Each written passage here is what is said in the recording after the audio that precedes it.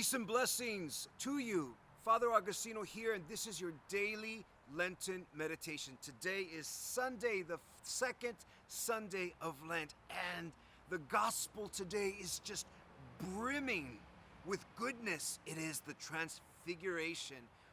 There's a whole paradigm for this that John Paul II talks about in his seminal exhortation, Vida Consecrata, about the religious life. There's so much here, but we are going to go line by line and see how we can improve our Lent. Now, the purpose of these meditations is for us to live the gospel every day. I want you guys to live the gospel every day, but you can't live the gospel if you're not reading the gospel. Don't tell me you're just going to wait till Mass to hear the gospel. You can do a lot of things. There's all these things that you can hear the gospel in audio, or crazy thought, pick up a Bible and read Matthew chapter 17. Matthew chapter 17 verse 1 is where we're going to meditate on today.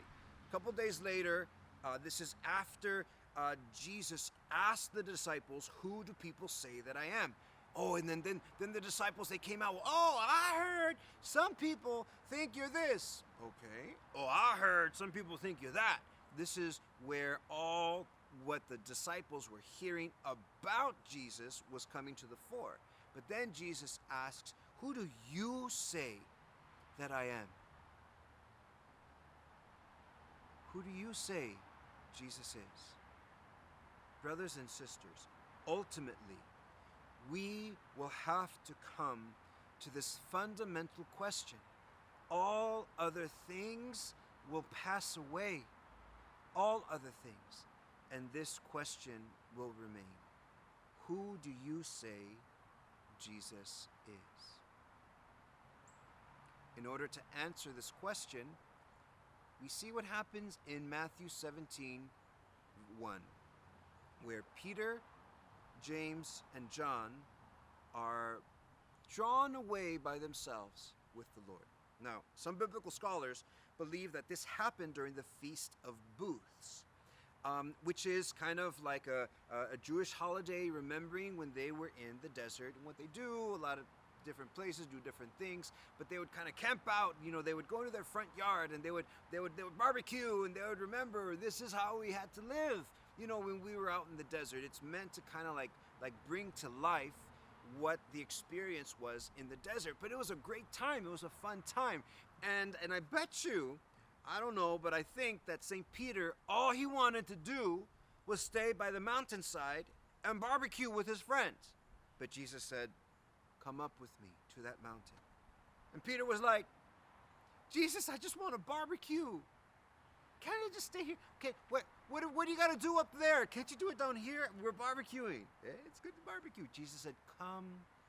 And he drew him away by themselves. This word in Greek, by themselves, is idios, which translated literally means peculiarly one's own. So we can translate it like Jesus drew them to be peculiarly his own. But here's the issue. When Jesus does this to us in our lives, we kind of don't like it. It hurts. We would rather stay where we're at, and God calls us higher. Jesus called Peter, James, and John higher, and one can imagine that they were grumbling and complaining, and, we're going to go up here, until they got to the top of the mountain. My brothers and sisters, where is the Lord asking you to draw away so that you can be particularly his own?